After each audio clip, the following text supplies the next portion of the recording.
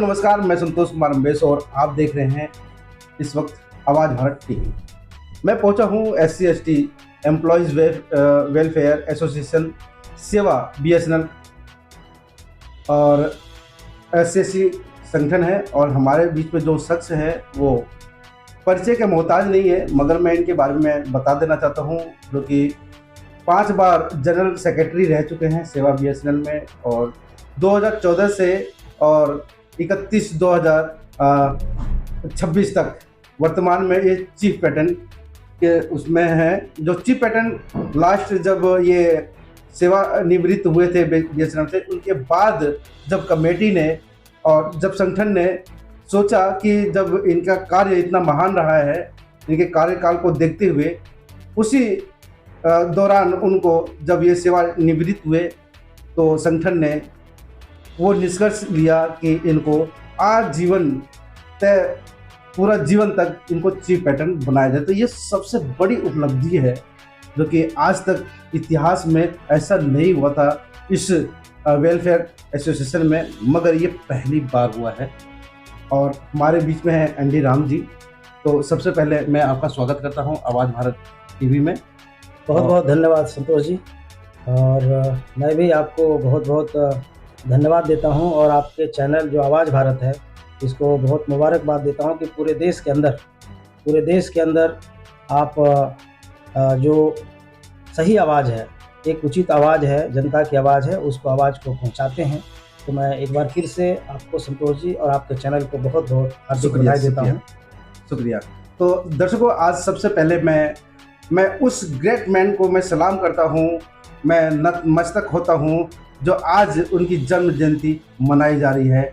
बाबूजी हैं, दीना भाना जी हैं, जो राजनीति की जो अलग जलाई थी, दीना भाना जी के ज़माने से वो उनके मन में वो विचार आया था। उनके वजह से मानवर कांसी राम जी ने वो पूरे भारत में वो जोत जला दिया राजनीति का, कि जो ये समाज सोचता भी नहीं था कि हम राजनीति कर पाएंगे। और आज वर्तमान में आप देखा जा रहा है कि आज 4 बार जो CM बन के उभरी हैं बहन कुमारी मायावती जी। तो कहीं ना कहीं जो तार है, वो पहला जो तार है वो दीना भाना जी से ही निकलता है, क्योंकि जो आइडियोलॉजी उन्होंने इस समुदाय को दिया है वो कहीं ना कहीं बहुजन हिताय बहुजन सुखाय जो नारा जो बना है शायद वहीं से बना होगा। तो आज जो दीना भाना जी का जो जन्म जयंती जो धूमधाम से मनाई जा रही है, उस उपलक्ष्य में सभी दर्शकों को मैं सबसे पहले तो मैं पूरे देशवासियों को, जो हमारे एक आदर्श रहे हुए और वामसेप के संस्थापक सदस्य रहे हुए मान्यवर दीना भाना जी का जो आज जन्मदिन है, 99वां जन्मदिन, 28 फरवरी 1928 को दीना भाना जी का जन्म हुआ था। तो आज ये 99वां जन्मदिन है। तो सबसे पहले मैं सभी भारतवासियों को विनम्र उनके जन्मदिन पर सबको हार्दिक बधाई देता हूँ, मुबारकबाद देता हूँ कि उनके आदर्शों पे हम लोगों को चलना चाहिए, देश हमारा बहुत समृद्ध होगा। चलिए, तो आज जो जन्म जयंती है उसके उपलक्ष्य में अगर कहीं राजनीति ले ले या मिशन मूवमेंट की बात कर ले या सामाजिक की बात कर ले, तो ये जो समाज है, बहुजन जो समाज है, जो बहुजन एक टैग है, इसमें SC/ST OBC अब माइनॉरिटी को भी ले लिया गया, क्योंकि वो भी प्रताड़ित होते रहते हैं, उनको भी कहीं ना कहीं टारगेट किया जाता है। तो ये जो समाज है, वर्तमान में जो स्थिति और परिस्थिति है काफ़ी दयनीय हो चुकी है। और जब भी इसके पक्ष में कोई फैसला आता है तो कहीं ना कहीं जो अपने आप को स्वर्ण मानते हैं, स्वर्ण समाज के जो लोग हैं, जो कुछ तंज मतलब कसते हैं, जो कुछ नेता बाहर आकर के तंज कसते हैं, चाहे सोशल मीडिया के माध्यम से हो, चाहे अन्य ऐसे चैनल के माध्यम से वो तंज कसते हैं कि ये कैसे समाज आगे बढ़ रहा है, या ये समाज कैसे समृद्ध हो रहा है, या ये समाज कैसे हमसे आगे निकल जाएगा। तो कहीं ना कहीं ये टिस होता है। वैसे ही एक UGC जो नाम का जो बिल है वो सरकार लेकर के आती है, और तो कहीं ना कहीं एक षड्यंत्र के तहत वो सुप्रीम कोर्ट में जाकर के उस बिल को रोक दिया जाता है। अब 19 मार्च को इसकी सुनवाई होने वाली है। अब देखा जाएगा कि 19 मार्च का जो फैसला होगा ये किस ओर होगा। एक मतलब कि बहुजन जो तबके के जो लोग हैं, जो 90% है, क्या उसके तरफ, या जो 10% जो तथाकथित कहे जाने वाले जो स्वर्ण है उनके तरफ होगा। आज उन्हीं सभी सवालों के साथ में हम बैठे हुए हैं। आज हमारे बीच में है ND राम जी हैं और उनसे हम यही सवाल करेंगे। सर, 19 मार्च है, जो यूजीसी बिल आ करके उस 19 मार्च के खेमे में गिर गया है जो सुप्रीम कोर्ट के अंदर है। क्या कहना चाहेंगे सर, ये बिल पारित होना चाहिए और इतना बड़ा जो तबके का जो मतलब समाज है 90% है SC ST OBC, उसके पक्ष में आना चाहिए? बिल्कुल संतोष जी, आपने बहुत ही एक सही सवाल आपने पूछा है जो कि हमारे देश में इसकी ज़रूरत है।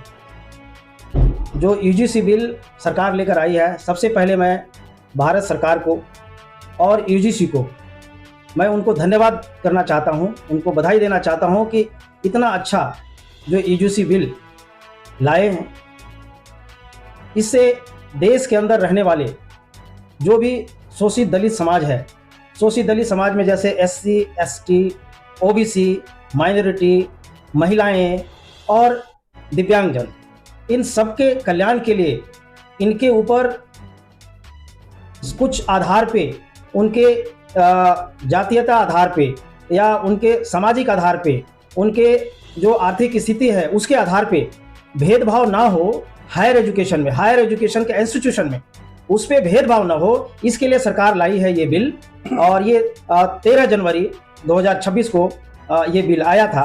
तो मैं सरकार को तहे दिल से बधाई देना चाहता हूँ, यूजीसी को बधाई देना चाहता हूँ। और मैं इसमें कुछ बात रखना चाहता हूँ कि ये बिल बहुत ज़रूरी था और इससे ये जो लोग हैं, जो मार्जिनलाइज लोग हैं, जो SC ST OBC, माइनॉरिटी, महिला और जो दिव्यांगजन है, इनके कल्याण की बात इसमें कही गई है।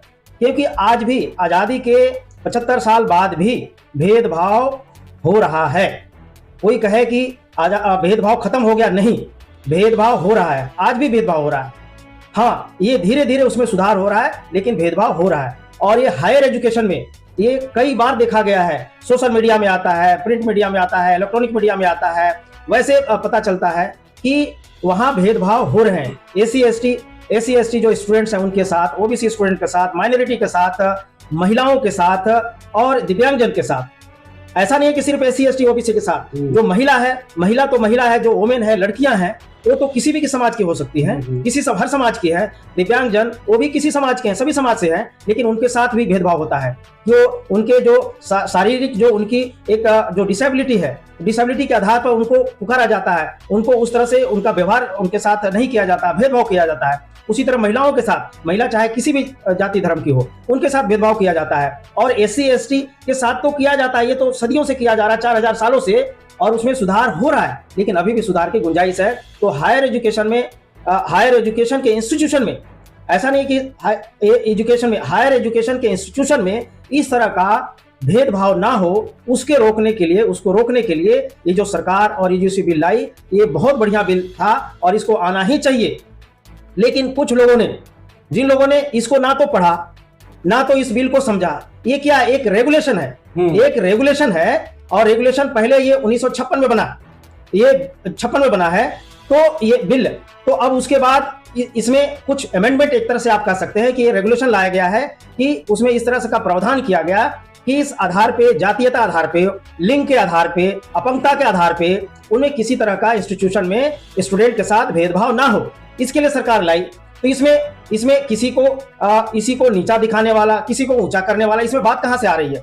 इसमें किसी के साथ किसी को स्टेटस कम किया जा रहा है, ऐसा तो कोई बात नहीं है, किसी की बात नहीं। अगर कोई सोच रहा है, कर रहा है, तो गलत कर रहा है।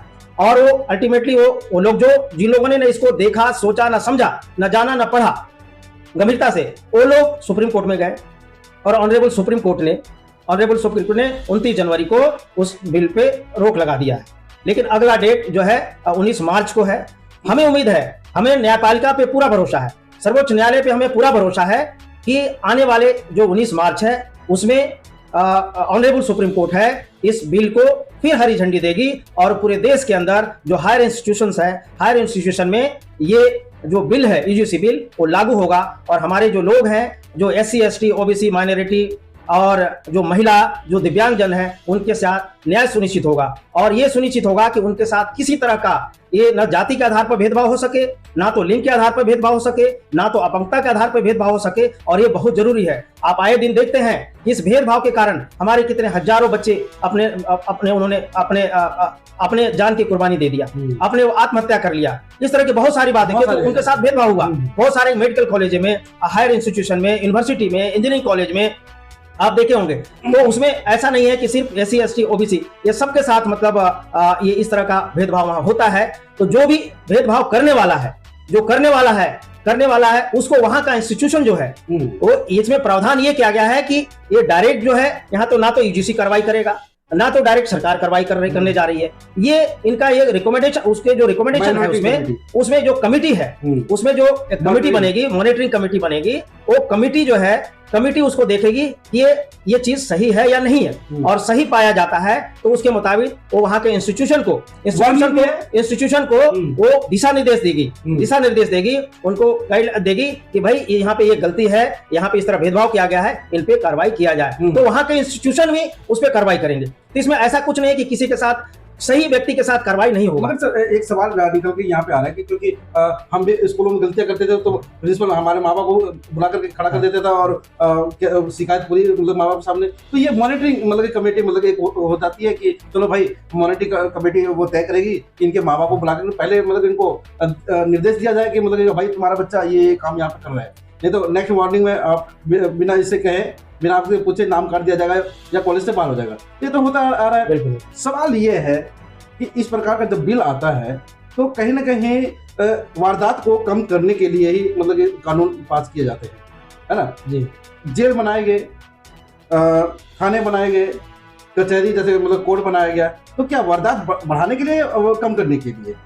ऑब्वियसली कम करने के लिए ये सब सारी जो व्यवस्थाएं हैं कि इस तरह का जो गलत काम है वो ना हो, उस पर रोक लगे और इस तरह से ये सब किया गया है। और इसमें देखिए जो आप इन्वेस्टिगेटिंग कमेटी कहिए, मॉनिटरिंग कमेटी है जो उसमें मेरे समझ से 10 लोगों का उसमें जो मेंबर्स होगा, 10 लोग उसमें मेंबर होंगे कमेटी में।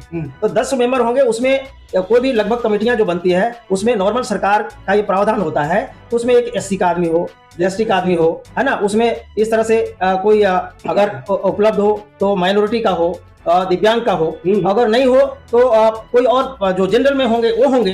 तो कहीं ना कहीं बाकी सब तो जनरली है। देखिए मैं वही कहना चाह रहा हूँ कि अगर उसमें एक ST का मेंबर हो भी जाता है, एक ST का मेंबर हो जाता है और एक आध और हो जाते हैं, लेकिन आप अगर देखिए कि मेजोरिटी कौन लोग रहेंगे, मेजोरिटी तो वही लोग रहेंगे, मेजोरिटी जो आप कह सकते हैं कि जो जनरल लोग हैं, जो ओपन कैटेगरी के लोग हैं, ओपन कैटेगरी के लोग वही रहेंगे। तो मेजोरिटी तो वहां भी है, तो वहां इंजस्टिस, मेजोरिटी पे इंजस्टिस कैसे होगा, इंजस्टिस कैसे होने देंगे? क्योंकि लगभग देखा गया है कि जो इंजस्टिस करने वाला, बच्चों को जो प्रताड़ित करने वाले, बच्चों के साथ भेदभाव करने वाले हैं, वो बच्चे जो है वो अदर्स कैटेगरी के ज्यादातर होता है कि जो ओपन अदर्स कैटेगरी हैं, अदर्स कैटेगरी के होते हैं। तो यहाँ देखिए कि जो कमिटी है, कमिटी में तो मेजोरिटी तो अदर्स कैटेगरी के ही होगा।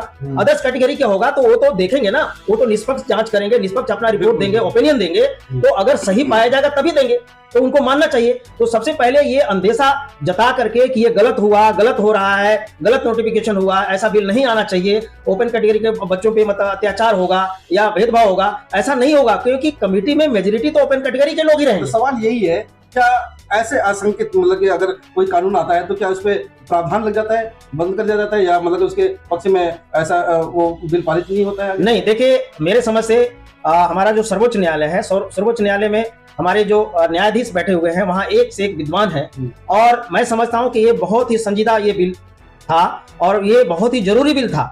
और मैं फिर कह रहा हूं कि मैं सरकार को मैं सलाम करता हूं ऐसा बिल लाने के लिए, और यूजीसी को भी। तो मुझे ये पूरा भरोसा है कि जो ऑनरेबल सुप्रीम कोर्ट है, हमारा सर्वोच्च न्यायालय है, इस पे वो सारे पहलुओं पे जो उनका अंदेशा है, जो अदर कैटेगरी के लोग हैं या सवर्ण कैटेगरी के जो आप कह सकते हैं जो लोग हैं, जिन लोगों को ये अंदेशा हुआ कि नहीं ये गलत होगा, इसका दुरुपयोग होगा, तो सारे पहलुओं पे ऑनरेबल सुप्रीम कोर्ट इस पे उसको गहन अध्ययन करेगी। गहन अध्ययन करने के बाद और इस निष्कर्ष पे जरूर निकलेगी कि ये बिल आना ही चाहिए। और मुझे पूरा भरोसा है, मुझे 100% फेथ है सुप्रीम कोर्ट पे कि ये बिल आएगी। और जो हमारे भाई जो नासमझी में, जो अज्ञानता में जो लोग अप्रोच किए हैं ऑनरेबल सुप्रीम कोर्ट को और विरोध कर रहे हैं और जो सोच बनाए हुए अपनी सोच को बदले, मैं उनसे भी नम्र निवेदन करता हूं कि आप अपनी सोच को बदलिए। भारत बहुत बदल गया है, बदल रहा है और आगे और बदलने की जरूरत है।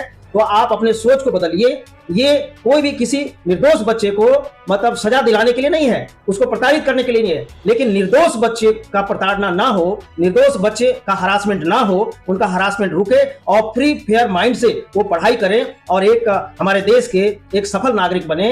इसके प्रयास के तहत ये बिल लाया गया, तो हमें सरकार को सपोर्ट करना चाहिए, यूजीसी को सपोर्ट करना चाहिए और मुझे पूरा भरोसा है कि ऑनरेबल सुप्रीम कोर्ट माननीय सर्वोच्च न्यायालय इसको फिर हरी झंडी देगी और ये बिल पास होगा और ये लागू होगा। ये जो रेगुलेशन जो है 2026 यूजीसी वो लागू होगा और इससे सबको न्याय मिलेगा।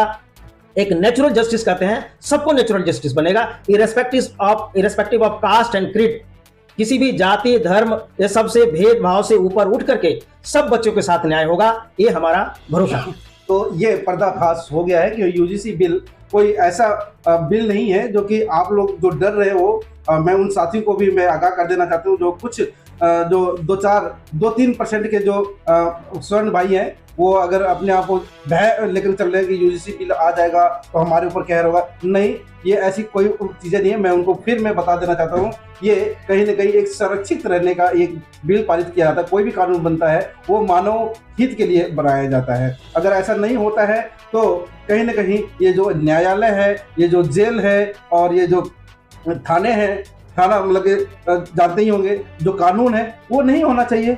जब आपके अंदर कोई छल कपट नहीं है, सब कुछ सही सामान्य चल रहा है, तो ये सब नहीं, इस चीज़ की जरूरत नहीं है। संविधान की जो संविधान में कानून बनाए गए उसकी जरूरत नहीं है। फिर ये क्यों बनाए गए हैं? या तो बहिष्कार करना है तो उनका भी बहिष्कार होना चाहिए। तो इस बिल का क्यों बहिष्कार हो रहा है? तो तमाम सवालों के साथ में यही जताया जा रहा है कि अगर ये बिल आपको नुकसान दे रहा है तो उस पर भी सवाल खड़े होने चाहिए कि जेल बंद होनी चाहिए, क्योंकि वहाँ पे बहुत सारे कैदी रहते हैं।